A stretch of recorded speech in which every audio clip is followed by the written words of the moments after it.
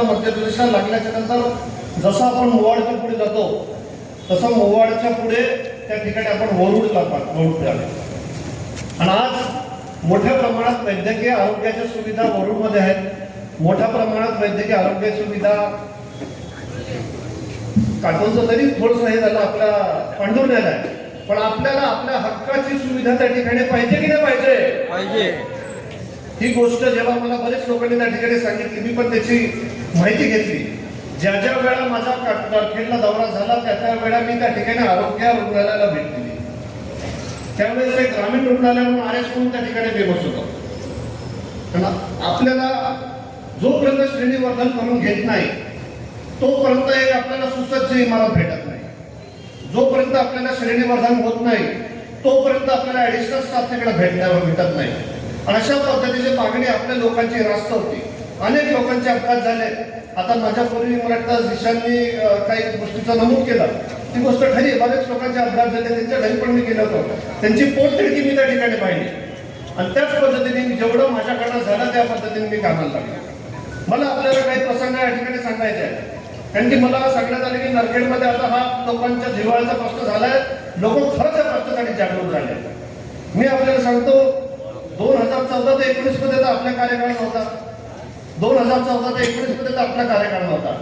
19च्या नंतर जेव्हा आताच आपल्यामध्ये आलेले अनिल देशमुख साहेब हे जेव्हा गृहमंत्री होते, मला आठवतं तेव्हा सावरगावच्या पीएससी साठी, सावरगावमध्ये जी पीएससी झाली त्यावेळी 5 वर्षा पहिले, सावरगावच्या पीएससी साठी प्रथमच या राज्याचे आरोग्य मंत्री राजेश टोपे साहेब तिकडे आले होते त्याच्या उद्घाटनासाठी.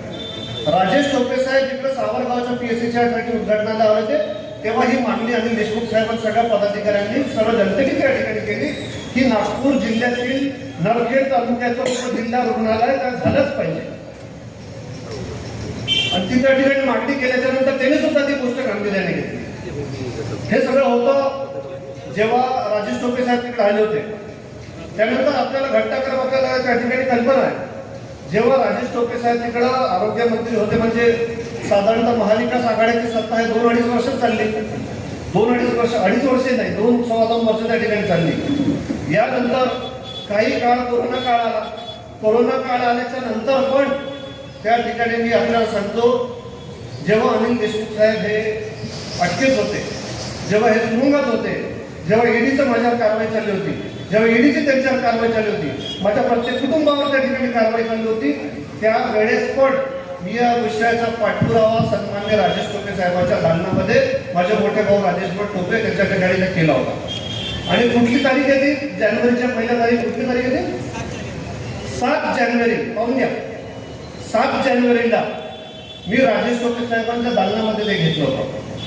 आणि राजेश टोपे साहेब इकडे आणि हे जे पिंटू मांडे आरोग्य मंत्री राजेश टोपे साहेब यांच्या दालनामध्ये मी त्या ठिकाणी बैठक घेतली. मी मुंबईच्या मंत्रालयात जाऊन बरेचसे पिंटू मांडवेकर, सचिन चरडे, अनेक आपल्यापैकी काही लोक डेप्युटी डायरेक्टर ऑफिस म्हणजे माता कचेरीचं जे ऑफिस आहे यशवंत स्टेडियम त्या डॉक्टर बाबासाहेब चैत्यभूमी जवळचं त्याच्या त्या ठिकाणी होते. आणि अशा वेळेस त्या ठिकाणी बैठक झाली, महत्वपूर्ण बैठक झाली. महत्वपूर्ण बैठक झाल्याच्या नंतर तिकडे सांगण्यात आलं होतं, तेव्हाचे अधिकारी म्हणे साहेब तुमची ओपीडीच कमी आहे, तुमच्याकडे लोकच कमी येत नाही, तुमच्या ठिकाणी व्यवस्था म्हणजे आम्ही कसं काय इतका पैसा खर्च करणार, कसं काय आमच्या मुलाचा स्टाफ इतकं लावणार. मी त्यांना माझा फोटोग्राफर त्या ठिकाणी पाठवला होता आणि ते फोटोग्राफर त्या ठिकाणी दाखवलं होतं की बाहेर पाहून घ्या की साहेब हे बा फोटो दिसतात का तुम्हाला, बघा मोठं करून दाखवा जरा.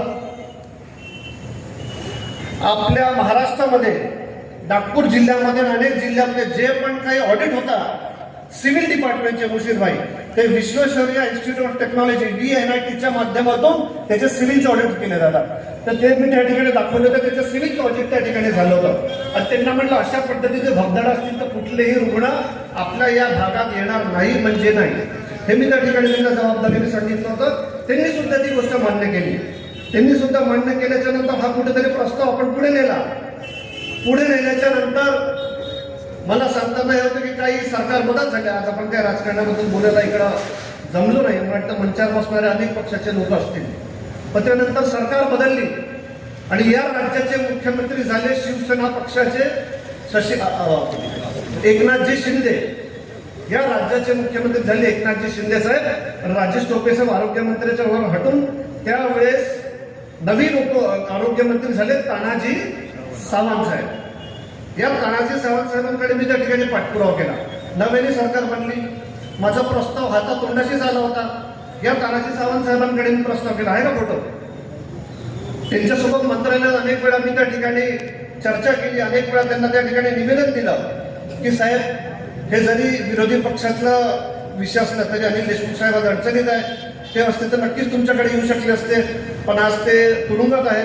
तरी तुम्ही कृपया आमच्या लोकांची विनंती मान्य करून आमचं या ठिकाणी वर्गीकरण उपजिल्हा रुग्णा म्हणून त्या ठिकाणी करून द्या. या विषयावर सन्माननीय एकनाथ शिंदे साहेबांना पण मी त्या ठिकाणी निवेदन दिलं होतं. आहे का एकनाथ शिंदे साहेबांचं? एकनाथ शिंदे साहेबांना निवेदन दिलं, त्याच्यावर मार्किंग केलं. ते मार्किंग केल्यावर आम्ही त्या ठिकाणी ते गोष्टी पुढे निघाले.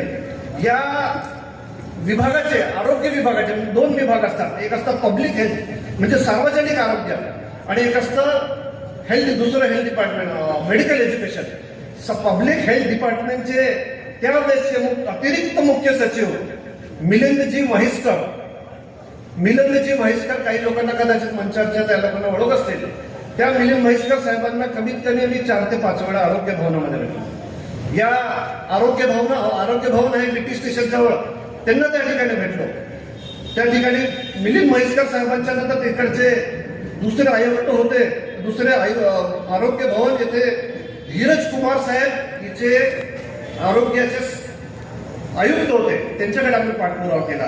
डॉक्टर स्वप्नील लाळे यांच्याकडे त्या ठिकाणी पाठपुरावा केला. आणि मला सांगताना आनंद होतो, 27 फेब्रुवारी 2024 शासन निर्णय होऊन GR रुग्णालयाचा त्या ठिकाणी श्रेणीवर्धन उपजिल्हा रुग्णालय म्हणून त्या ठिकाणी नाट्यंबर मंजूर झालं होतं की नाही? तर झालं. आपल्यापैकी काही लोक त्या ठिकाणी जल्लोष करायला गेले तरी नव्हतं गेले. जल्लोष करायला गेलो तर त्याचे फोटो दाखवा एकदा.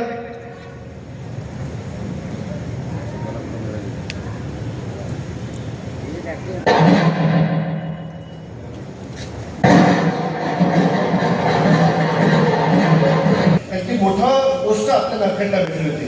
आता त्या व्हिडिओमध्ये काही लोक आपल्यासोबत असतील किंवा काही लोक नसतील, तो विषय नंतरचा.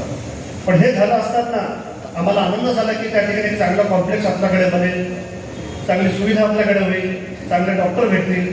आणि हे भेटल्याच्या नंतर आपल्याला कुठेतरी चांगले दिवस येतील. पण आपल्याला कल्पना त्याच्यानंतर लगेचच निवडणूक लागली होती. आणि निवडणूक लागल्याच्या नंतर आपल्याला कल्पना आली, निवडणुकीमध्ये महाविकास आघाडीचा उमेदवार म्हणून उभा होतो. माझा सुद्धा पराभव झाला. माझा पराभव झाल्याच्या नंतर नवीन सरकार, भारतीय जनता पक्षाची सरकार त्या ठिकाणी आपल्या महाराष्ट्रामध्ये पुन्हा त्या ठिकाणी झाली. आणि 29 ते 24 रोजी भाजपा सरकारच्या उपजिल्हा रुग्णालयाचे श्रेणीवर्धन रद्द करून त्याचा GR निकाला, म्हणजे शासन निर्णय त्या ठिकाणी काढला. एखादी गोष्ट की नाही, तो GR आपल्याला पोहोचला की नाही पोहोचला? आजकाल तो व्हॉट्सअपवर सगळं पोहोचलं. GR दाखवून द्या एकदा तुम्ही.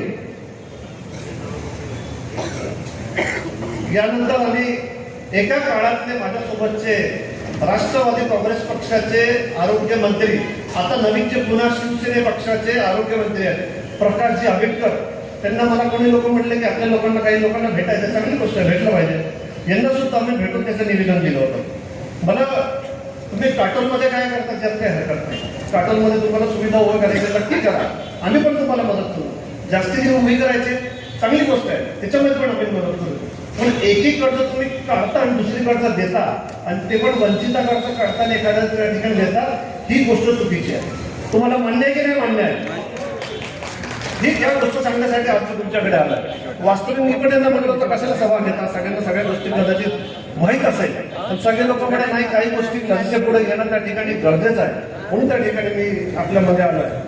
नरखेड येथे सन्माननीय आज आपल्या नागपूर जिल्ह्याचे महसूल मंत्री, तेव्हा आताच नगर परिषदचे इलेक्शन झालं, अभिजितजी पण इकडे बसले आहेत, अजूनही काही लोक असतील मला कल्पना नाही. हे महसूल मंत्री आपल्याकडे नागपूर जिल्ह्याचे पालकमंत्री आहेत, हे पण तिकडे आले होते. आणि काय म्हणलं त्याला दाखवा,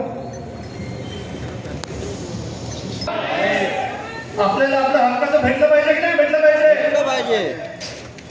या ठिकाणी मी जेव्हा आहे पण काटोलमध्ये मी बेबी केअर युनिट आणलाय आणि ते बेबी केअर युनिट पूर्ण जिल्ह्यामध्ये नाही असं बेबी केअर युनिट आहे. पाहून घ्या एकदा, हे बेबी केअर युनिट मी काटोलला बनवून आणलाय आणि अशाच पद्धतीचं बेबी केअर युनिट मी नरखेडमध्ये पण त्यावेळेस प्रस्तावित केलं होतं. दाखवून बेबी केअर युनिट आहे की नाही? इतकं चांगलं शिशु केंद्र त्या ठिकाणी आहे आणि ते मी त्या ठिकाणी मंजूर करून आणलं होतं. त्याच पद्धतीनं आपल्या नरखेड काटोलमध्ये डायलिसिस युनिट नाही आहे. ते डायलिसिस युनिटसाठी मी बरेच वेळा प्रयत्न केला आणि CSR मधनं एक डायलिसिस युनिट त्या ठिकाणी आणलंय आणि त्या डायलिसिस युनिटचा फुल कॅपॅसिटी त्या ठिकाणी चालू आहे, जे मी नरखेडमध्ये पण मंजूर करून आणलं होतं. पण ते पण रद्द झालं. आपण डायलिसिस युनिट काटोलचा कोणाला जर काही सेवा घ्यायची तुम्ही काटोलच्या ग्रामीण रुग्णालय त्या ठिकाणी पाहून घ्या, हे डायलिसिस युनिट त्या ठिकाणी चालू की नाही. आणि या ठिकाणी जेव्हा कार्यरत असताना आणि बघून असताना अनेक विकास कामाला या ठिकाणी मी करायचा प्रयत्न केला. आज आपल्याला कल्पना आपण आल्यानंतर पाहतोच, व्यापारी समजून त्या ठिकाणी उभंच आहे, रजिस्टर कार्यालय त्या ठिकाणी उभं आहे. नरखेड कॉरिडॉर ते पहिल्यापासून सांगण्यात आलं आहे. आपल्या नरखेड काटोलला कोणी महत्वाचा दिशा देणारा कुठला प्रकल्प असेल तर तो नरखेड कॉरिडॉर असला पाहिजे. उगीच त्याला इथून घेऊन जा ना तिथून घेऊन जा, याचे पैसे वाढव आणि त्याचे जमिनीचे भाव वाढव, हे धंदा आपल्याला करायचा नाहीये. सरळ सरळ मोदी दळवी लांगडा शिवणी मोदी दळवी त्या ठिकाणी कारंजा मार्गे आपल्याला त्या ठिकाणी त्या हायवेवर घेऊन जायचं. अशा पद्धतीचं नरखेड कॉरिडॉर जे आपली नरखेडला नक्कीच त्या ठिकाणी आर्थिक उत्पत्ती देऊ शकतं, अशा पद्धतीचं नरखेड कॉरिडॉर आपण त्या ठिकाणी